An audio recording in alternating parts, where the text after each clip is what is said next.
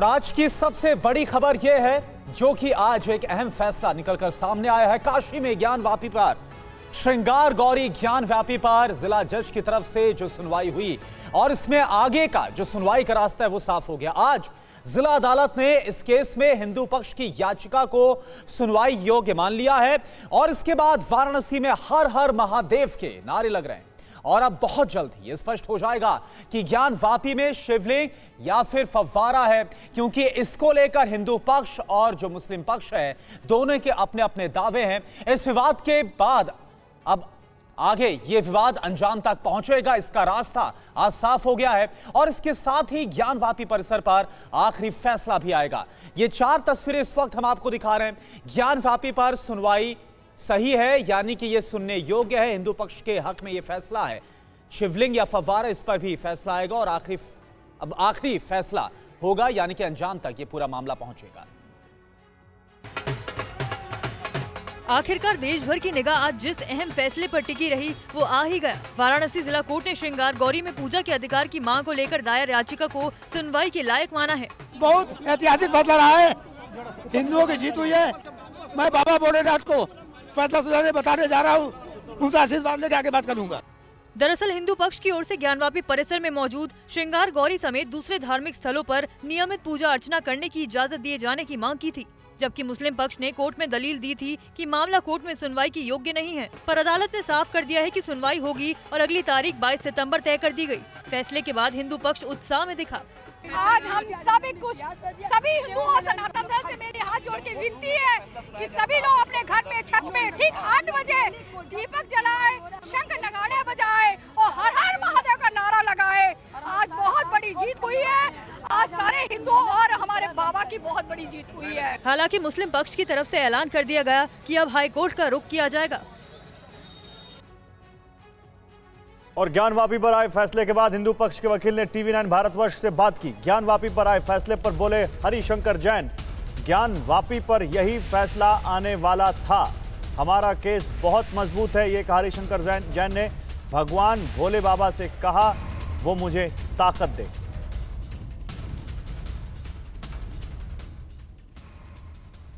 हमारे साथ हरिशंकर जैन जी है जो अभी बाबा विश्वनाथ के दर्शन करके आए हैं। बाबा विश्वनाथ के दर्शन तो फिर कभी भी जाते थे, बाबा विश्वनाथ के दर्शन के लिए तो आप अक्सर जाते हैं, लेकिन आज का दिन कितना महत्वपूर्ण था? देखिए, आज मैंने कोर्ट के फैसले के बाद, कोर्ट के फैसले पहले नहीं गया, कोर्ट के फैसले के बाद गया और मुख्य रूप से ये था कि बाबा के चरणों में जो आदेश हुआ है वो समर्पित करूँ और आगे आने वाले समय के लिए आशीर्वाद लूँ कि शक्ति दें कि आप भव्य मंदिर बने और जो तथाकथित गुलामी का ढांचा खड़ा हुआ है वो ढांचा यहाँ से हटे। आज का जो आदेश था वो आपके लिए अपेक्षित था? मैंने कल भी कहा था और आज भी कह रहा हूँ और कल भी कहूँगा कि इस आदेश में कोई त्रुटि नहीं है, यही आदेश होना था, क्योंकि कानूनन जो आदेश कानून हुआ है, कानूनन जो पक्ष हमने रखा है उसका कानूनी तोड़ नहीं है। और जो प्लेस ऑफ वर्शिप बैठ की बात उसको भी मैंने साफ दिखा दी, कोर्ट ने माना है, डिस्कस किया है और मेरे समझ से आदेश में कोई त्रुटि नहीं है। इस आदेश को का कितना प्रभाव पड़ेगा आने वाले समय में? आने वाले समय में अब रास्ता खुल गया, गेटवे हो गया और गेटवे में जो अंदर चले गए तो गेटवे अंदर जाने के बाद और चीज़ें खुली। पक्ष कह रहे हैं कि हम हाई कोर्ट जाएंगे इसको लेके। बिल्कुल, हाई कोर्ट भी जाएंगे, सुप्रीम कोर्ट भी जाएंगे और उनकी सेवा में हम भी पीछे पीछे रहेंगे। जिस तरह की दलील दी गई है और जिस तरह से आर्गूमेंट चला, आपको लगता है कि और भी किसी ट्रायल वगैरह की गुंजाइश है अब इसमें? ट्रायल तो भी होगा ही होगा, ट्रायल हुआ कहाँ? नहीं, 7-11 में तो आप कोई गुंजाइश नहीं बची। 7-11 कोई गुंजाइश नहीं बची। अब जब तक उच्चतम न्यायालय या उच्च न्यायालय कोई इसमें दखल न दे तो ये आगे कार्रवाई चलेगी। अब केस में पूरी गवाही होगी, केस का फैसला होगा। एक आखिरी सवाल करूंगा कि आप अपने आर्गूमेंट से सेटिस्फाइड हैं? आपको लगता है कि उसमें और भी साक्ष्य की जरूरत है? किस चीज़ की डिमांड करेंगे अब आने वाले ट्रायल में आप लोग? देखिए, ये तो मैं आज नहीं बताऊंगा क्या डिमांड करूंगा, पर महत्वपूर्ण डिमांड करूंगा और केस में हमारा केस बहुत मजबूत है और मुझे पूरी उम्मीद है कि हम केस अपना साबित कर देंगे। ज्ञानवापी केस में फैसले के बाद हिंदू पक्ष के वकीलों ने किए बाबा के दर्शन। आज फैसला नहीं इतिहास लिखा गया, कहा विष्णु शंकर जैन ने। ज्ञानवापी का फैसला आने वाले केसों के लिए नजीर बनेगा, ये भी कहा उन्होंने। हम पूरा केस अंत तक लड़ेंगे।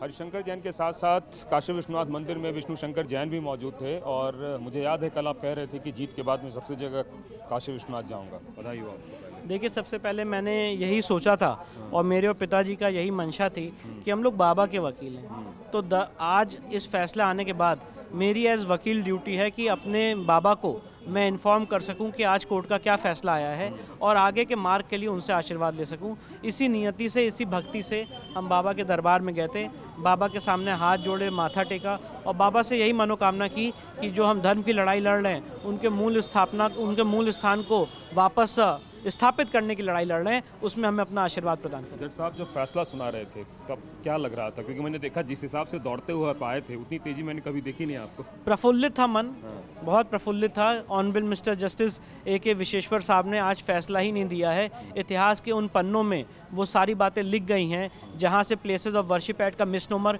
जो समाज में फैलाया जा रहा था उसको रिजेक्ट किया है, वक्फ एक्ट का जो लोगों के बीच में मिसनोमर था उसको रिजेक्ट किया गया है और बहुत ही sound, legally well founded judgment है। मुझे लगता है इसको तोड़ना बहुत मुश्किल है। 26 पेज के जजमेंट में उन्होंने ऑपरेशनल पार्ट में तो ये लिखा कि ये डिसमिस किया जाता है, लेकिन आपको लगता है कि ये जजमेंट कहीं ना कहीं आपके केस के लिए नज़ीर बनेगा आने वाले दिनों में? बिल्कुल, ये नज़ीर बनेगा, क्योंकि सबसे इंपॉर्टेंट बात यह है, जैसे कि मैंने आपको बताया कि समाज में मिसनोमर फैलाने की जो कोशिश की जाती है कि नई प्लेसेस ऑफ वर्शिप एक्ट से बाढ़ है, आप कोई केस रेस्टोर नहीं कर सकते हैं, उस एप्लीकेशन को रिजेक्ट किया गया है। जो कहते हैं कि वक्फ एक्ट जाइए, वक्फ ट्राइब्यूनल जाइए, उन सारे बेबुनियाद आर्गूमेंट्स को आज माननीय कोर्ट ने सिरे से, honourable mister justice A.K. Vishweshwar साहब ने सिरे से खारिज किया है। उनका मैं इस बात के लिए तहे दिल से धन्यवाद देना चाहता हूँ और आगे आने वाले समय में उनसे कहा है कि मुस्लिम पक्ष से कहा है कि वो अपना रिटर्न स्टेटमेंट फाइल करें, अपना जवाब फाइल करें और उसके बाद आगे चल के इस केस में एविडेंस लीड की जाएगी। तो 22 तारीख को आपको लगता है कि जो नई डेट पड़ी है उस डेट पे जो प्रतिवादी पक्ष है वो अपना रिटर्न सबमिशन देगा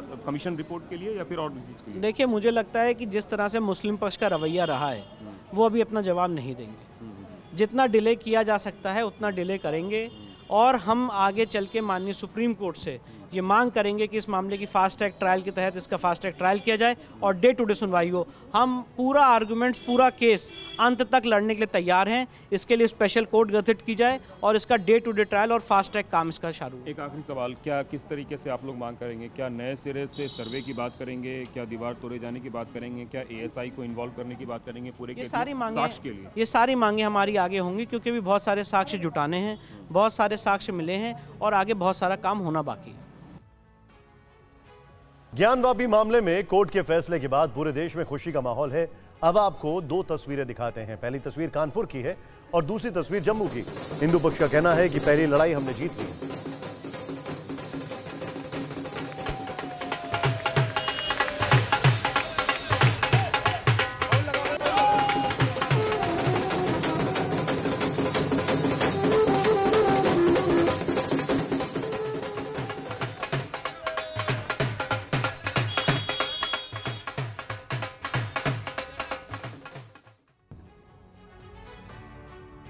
और वहीं ज्ञान व्यापी पर फैसला आने के बाद बीजेपी नेता सुब्रमण्यम स्वामी ने TV9 भारतवर्ष से खास बातचीत की है और कहा कि मेरी याचिका सुप्रीम कोर्ट में लंबित है, जिसमें मस्जिद को हटाकर मंदिर बनाने की मांग की है। काशी के बाद मथुरा पर भी फैसले की उम्मीद है, लेकिन अभी बड़ी लड़ाई बाकी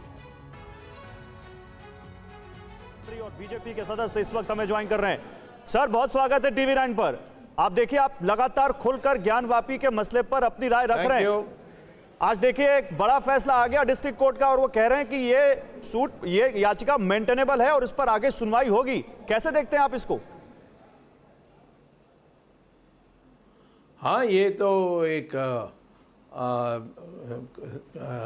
कई महिलाओं ने पूजा करने के लिए याचिका दी थी और ये मस्जिद के लोग मना कर रहे थे, तो इसीलिए इन्होंने जाकर याचिका पेश की थी। उस याचिका का सुनवाई नहीं होनी चाहिए, इसके लिए मुसलमानों ने मुसलमान के पक्ष जो थे उन्होंने जो एक याचिका पेश की थी कि इसको रद्द किया जाए, इसकी सुनवाई ना हो, ये मेंटेनेबल नहीं है, इसकी कोई आधार नहीं है, ऐसा कहकर उन्होंने किया, उसको खारिज कर दिया है। अब सुनवाई होगी कि इन महिलाओं को अधिकार है क्या, उनको क्या मूलभूत अधिकार है। तो सुब्रमण्यम स्वामी क्या कह रहे हैं ज्ञानवापी के फैसले पर आपको बताएंगे, लेकिन इस वक्त असदुद्दीन ओवैसी एक प्रेस कॉन्फ्रेंस कर रहे हैं इसी मसले पर, आपको सीधे वही लिए चलते हैं। सुप्रीम कोर्ट ने यह कहा था कि the interim order of the court dated 17 May 2022 shall continue to remain in operation pending the disposal of the application under order 11 rule under CPC. Thereafter, for a period of 8 weeks, so as to enable any party which is aggrieved by the order of district judge to pursue its rights and remedies in accordance with the law. तो जो interim order है वो आज के इस order के बाद भी सुप्रीम कोर्ट ने कहा shall continue to remain in operation pending disposal application. तो 8 हफ्ते का टाइम है, 8 हफ्ते का, इसके ऊपर 8 वीक्स का सुप्रीम कोर्ट ने अपने ऑर्डर में कहा था कि 8 हफ्ते का टाइम है। तो 8 हफ्ते के अंदर सुप्रीम कोर्ट का उस पर है, और मैं उम्मीद करता हूं कि इंतज़ामिया कमेटी इस फैसले के ख़िलाफ़ वो अपील करेंगे हाई कोर्ट में। फ्रीज तो है, और 7-11 का ऑर्डर को उन्होंने आज एडिशनल डिस्ट्रिक्ट जज ने कहा है। मेरा मानना यह है कि ये जो आज ऑर्डर आया है इससे देश में अब बहुत सी चीज़ें शुरू हो जाएंगी। हर कोई जाकर ये कहेगा कि नहीं नहीं, 15 अगस्त 1947 से पहले से हम यहाँ पर थे, तो फिर 1991 का जो places of religious worship act है वो तो उसका मकसद ही फेल हो जाता है, क्योंकि 91 का एक्ट इसलिए बनाया गया था ताकि इस तरह के कॉन्फ्लिक्ट जो है वो हमेशा के लिए ख़त्म हो जाए। मगर आज के ऑर्डर के बाद ऐसा लगता है कि फिर अब ये लिटिगेशन शुरू हो जाएगा इन तमाम इश्यूज़ के ऊपर, और हम दोबारा 80 और 90 के दहे में वापस जा रहे हैं। फिर इससे अगर खुदा ना खास्ता अगर हम 80 और 90 के दहे में वापस चले जाएंगे तो ये हर जगह पर एक डिस्टेबलाइजिंग इफेक्ट पैदा हो जाएगा। तो ये हम तो उम्मीद कर रहे थे कि कोर्ट इस तरह के इश्यूज़ को, इस अंग्रेजी में कहते हैं कि they will nip it in its bud, मगर अब लगता है कि इस तरह का लिटिगेशन अगर आगे बढ़ेगा तो फिर ये उसी रास्ते पर जा रहा है जो बाबरी मस्जिद का लीगल इशू गया था। अब आप बोलेंगे नहीं नहीं, टाइटल नहीं है, वहाँ पर ऐसा करने की इजाज़त दी जाए। अरे भाई, तो फिर कैसा होगा ये? अच्छा, और आप इस बात को समझिए कि ये जो नरेंद्र मोदी भारत के प्रधानमंत्री ने जो बड़ी मंदिर का इनॉग्रेशन किया था ना अभी 1.5 साल पहले, क्या आप लोगों को मालूम है कि प्लॉट नंबर 93-94 एक्सचेंज किया गया मुसलमानों से? आप अयोध्या की बात कर रहे हैं? नहीं, इसकी बात कर रहा हूं मैं, इसी काशी की मंदिर की बात कर रहा हूं। प्लॉट नंबर 93-94 को मुसलमानों से एक्सचेंज किया गया। एक प्लॉट लेकर दूसरा घर दिया गया। तो जब एक्सचेंज होता है तो मालिक से होता है ना, मालिक से एक्सचेंज कर रहे हो, और आप आज ही ऑर्डर आ रहा है। ये जो प्रधानमंत्री ने जो इनॉग्रेशन किया, जो पूरे उसको बताया कि मॉडर्नाइज किया गया, उसको तोड़ा गया, बनाया गया, एक्सचेंज हुआ है प्रॉपर्टी का। अब इसको क्या बोलेंगे? और उसके एक्सचेंज के रजिस्टर्ड डॉक्यूमेंट्स हैं, रजिस्टर्ड डॉक्यूमेंट्स हैं। आप बोल रहे हैं कि ये बात कैसे कहते हैं फिर आप? दूसरी बात ये है कि 1883-84 का खसरा है जिसमें लिखा गया प्लॉट नंबर 9130, ये प्लॉट नंबर 9130 है, उसमें उर्दू में लिखा है कि मकबूज़े अहले इस्लाम मस्जिद। तीसरी बात आप देख लीजिए कि ये जो है प्लॉट नंबर 9130 26 फरवरी 1942 को वफ़ का गज़ट इशू हुआ था। 1942 को 1942 26 फरवरी वफ़ गज़ट इशू हुआ था कि ये मस्जिद वफ़ है। दूसरा एक केस हुआ था 1936 का जिसका दीन मोहम्मद वर्सेस स्टेट। 1937 में जजमेंट आया, जजमेंट में कहा गया कि मस्जिद के नीचे की ज़मीन, घर नॉर्थ और साउथ पे पूरा वफ़ है। अब इससे बड़ा आपको मैं 3 सबूतें दे रहा हूं। फिर ऊपर से 91 का एक्ट है, अगर कोई ये कहेगा कि भाई 15 अगस्त से पहले मेरा कब्जा था, तो फिर 91 का एक्ट के माने क्या है? आप तमाम जिम्मेदार हैं। माने जितने यहाँ पर जर्नलिस्ट बैठे हैं, जो जब बाबरी मस्जिद का जजमेंट आया था, आप तमाम गवाह हैं। मैंने कहा था कि देखिए ये जजमेंट जो बाबरी मस्जिद का आया है, अब और मुश्किलात पैदा हो जाएंगी, क्योंकि फेथ के ऊपर जजमेंट दिया गया था। अब 91 का एक्ट है और सुप्रीम कोर्ट ने बाबरी मस्जिद जजमेंट में कहा कि भाई जो माजी में जो कुछ भी हुआ उसको हम खोलेंगे नहीं।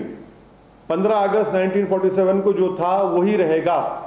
अब यहां पर ये कह रहे हैं कि नहीं 15 अगस्त से पहले हम हैं, तो फिर आप देखते जाएंगे कि एक के बाद एक अब केसेस पढ़ते जाएंगे। इसका असर क्या होगा देश में फिर? नहीं, इसका असर ये होगा कि डिस्टेबलाइजिंग इफेक्ट पैदा होगा। कुछ लोगों का कहना है कि बाद तक जो 91 का जो वर्शिप एक्ट है उसको बाद तक पूजा होता रहा, उसमें आरती होती रही 1993 तक। नहीं, 91 का एक्ट क्या कह रहा है? अगर आप कोई ऐसा काम करेंगे जिससे nature of the religious place change हो जाता है, तो फिर 91 का एक्ट किस माने में रखता? बोलिए आप, क्या माने रखता? चाहे मस्जिद हो, चाहे मंदिर हो, गिरजाघर हो, कुछ हो, अगर कोई ऐसा काम होता है तो फिर वो उस प्लेस का नेचर ही चेंज हो जाएगा ना। ठीक है, अभी तो ये 7/11 का ऑर्डर आया है। सुप्रीम कोर्ट का जो 20 मई का ऑर्डर है, उन्होंने 8 हफ्ते का उसमें फ्रीज लगाया है। अपील होनी चाहिए, अपील हो जरूर होगी। और मगर ये इसके आप मैं तो एक लेमन की तरह समझने की कोशिश कर रहा हूं कि 1883 का खसरा रिकॉर्ड प्लॉट नंबर 9130 कहता है कि मकबूज अहले इस्लाम मस्जिद है। दूसरा 1936 का दीन मोहम्मद का जजमेंट है जो 1937 में आया, जिसमें कहा कि मस्जिद हाउस, मस्जिद के नीचे की ज़मीन, नॉर्थ साइड पूरा वक्फ है। तीसरा 1942 का वक्फ है, 26 जनवरी 1942 का, जिसमें कहा गया कि ये वक्फ है। चौथा ये है कि ये जो एक्सपेंशन हुआ काशी मंदिर का, उसमें आपने मुसलमानों से एक प्लॉट एक्सचेंज किया, आपने एक प्लॉट लिया मुसलमानों से और आपने एक प्लॉट दिया है और रजिस्टर्ड डॉक्यूमेंट्स है उसके। फिर 91 का एक्ट है। टाइटल सूट नहीं है ना सर? मगर सुनिए एक मिनट, टाइटल सूट नहीं है ना? तो अगर टाइटल आपके पास है सोमित, और मैं बोलूंगा कि ठीक है टाइटल आपके, मैं अंदर आके बैठता हूं थोड़ी देर, तो आपका फिर नेचर नहीं चेंज होगा प्रॉपर्टी का। समझा करिए इस बात को, मैं आपको एग्जांपल्स दे रहा हूं। ये सब चीजें, इसका डिस्टेबलाइजिंग इफेक्ट पैदा हो सकता है पूरे देश में। मैंने पहले ही इस बात का एप्रीहेंशन का इजहार किया था कि 91 का एक्ट जरूर है, मगर अगर सबको ये प्ली लेगा कि 15 अगस्त से पहले कुछ था, तो फिर 91 का एक्ट क्या है? फिर ये सुप्रीम कोर्ट ने क्या बाबरी मस्जिद के जजमेंट में नहीं कहा था कि ये कॉन्स्टिट्यूशन के बेसिक स्ट्रक्चर का हिस्सा होगा? फिर ये कोर्ट का ऑर्डर कैसे आता है बताइए हमको? कोर्ट को तो चाहिए कि इन चीजों को इनिशियल स्टेज में ही रोक लगानी चाहिए। अभी कुछ हुआ नहीं है, फ्रीज है, उसमें अपील होगी। मगर हम ये कह रहे हैं कि आप तो एक दरवाजा खोल दिया। जिस बात का मुझे डर था, अब वो चीजें हो रही हैं सामने हमारे। हाँ, हिंदू पक्ष का मानना है कि 93 तक वहां पर पूजा चलती थी और ये मुसलमान की तरफ से 91 एक्ट का वायलेशन है। क्या पूजा? मैं 91 का एक्ट है ना, तो 91 का एक्ट क्या बोलता है? 15 अगस्त 1947 को बाबरी मस्जिद को छोड़कर जितने इबादत गाहें हैं उसका नेचर चेंज नहीं होगा। वो कहता ही नहीं कहता है। मैं आपको एग्जाम्पल दे रहा हूं 1883-84 का खसरा रिकॉर्ड, उसमें कहा गया कि मस्जिद है। मैं आपको एग्जाम्पल दे रहा हूं 1936 का दीन मोहम्मद वर्सेस स्टेट केस था, जिसमें 1937 में कहा गया कि मस्जिद है, इसमें घर है, अतराफ में जमीन नीचे की नॉर्थ साइड पूरी वक्फ है। फिर मैं आपको बता रहा हूं 1942 26 फरवरी को वक्फ गेजेट इशू हुआ कि वक्फ है। चौथा मैं आपको कह रहा हूं कि जब ये काशी का एक्सपेंशन हो रहा था, जिसको प्रधानमंत्री ने इनॉग्रेट किया, उसमें प्रॉपर्टी एक्सचेंज हुई रजिस्टर्ड डॉक्यूमेंट्स के साथ। फिर क्या है? फिर ये हमको तकलीफ इस बात की है कि सब रहने के बावजूद भी आज ये सब हो रहा है। अब कोर्ट का फैसला है, ठीक है, मगर अपील होगी। और मेरा अप्रीहेंशन का तो मैं इजहार कर चुका हूँ। सर, आप बाबरी मस्जिद का केस ला रहे हैं, इसमें तो आप बाबरी मस्जिद और इसको क्यों हम बता रही हैं? नहीं तो देखिए सुनिए, बाबरी मस्जिद कैसे शुरू हुआ? बाबरी मस्जिद कैसे नहीं बाबरी मस्जिद शुरू कैसे हुआ? आपने रात के अंधेरे में जाकर वहां पर मूर्तियां रखकर आपने उसको सील कर दिया, और फिर आपने बगैर मुसलमान को पूछे वहां पर आपने पूजा शुरू कर दी। फिर राजीव गांधी प्रधानमंत्री जब थे, आपने बगैर मुस्लिम पक्ष को सुने आपने ताले खोल दिए। सुप्रीम कोर्ट को आपने वादा किया कि बाबरी मस्जिद को हाथ नहीं लगाएंगे। 6 दिसंबर को आपने मस्जिद को शहीद कर दिया। अगर मस्जिद शहीद नहीं होती बाबरी मस्जिद की, तो कोर्ट का ऑर्डर क्या आता? ठीक है, कोर्ट का सुप्रीम कोर्ट का ऑर्डर आ गया। सुप्रीम कोर्ट ने अपने ही सिविल टाइटल सूट जजमेंट में कहा कि 91 का एक्ट भारत के बेसिक स्ट्रक्चर संविधान का हिस्सा है। तो फिर लोअर कोर्ट्स को तो सुनना चाहिए ना सुप्रीम कोर्ट के ऑर्डर को। सर, तो इस फैसले से ये जो आया है उससे एक आम मुसलमान डिसअपॉइंटेड हुआ है, आप डिसअपॉइंटेड हुए? बिल्कुल सेटबैक है ये सेटबैक है। इससे देश में डिस्टेबलाइजिंग इफेक्ट पैदा हो सकता है, होगा नहीं हो सकता है, क्वेश्चन मार्क। क्या नहीं, इसलिए देखिए, हर कोई जाकर ये बोलेगा कि 15 अगस्त से पहले था, 47 से पहले ये होता था। कहां खत्म होगा भाई ये? फिर ये कहां खत्म होगा बताइए? हमने 91 का एक्ट क्यों बनाया था? बनाने का मकसद क्या था कि इस तरह के ये जो चीजें हो रही हैं उसका खात्मा हो जाए, कॉन्फ्लिक्ट जितना खत्म हो जाए। आपने तो अब तो परपेचुअल लिटिगेशन चलता रहेगा।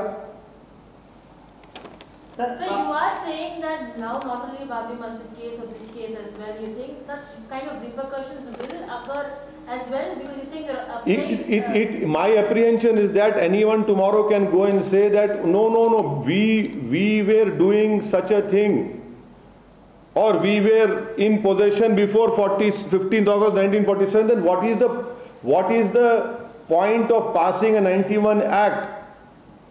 The point was that this act was being passed to ensure that past conflicts should not continue. There should not be perpetual litigation. And I am quoting to you that in this particular case, the Khasra record of 1883-84 clearly says that plot number 9130 is Mahbooze Ahl Islam Masjid. Secondly, I am reminding you that in 1936, a case of Deen Muhammad versus State, the court in its judgment in 1937 clearly said that the masjid and the land beneath the masjid. तो असदुद्दीन ओवैसी सीधे वाराणसी जिला court के इस फैसले पर सवाल उठाते हुए और कहते हुए कि अगर आप ऐसा करेंगे तब तो worship places of worship act 1991 का कोई यहां पर मतलब ही नहीं रह जाएगा, और ऐसे मामलों की बाढ़ आ जाएगी जहां पर कहा जाएगा कि 1947 15 अगस्त 1947 से पहले यहां पर मंदिर हुआ करता था, और फिर वो हम क्या देश पीछे चला जा रहा है, 80 के दशक में चला जाएगा हमारा देश, ऐसा वो कहते हुए।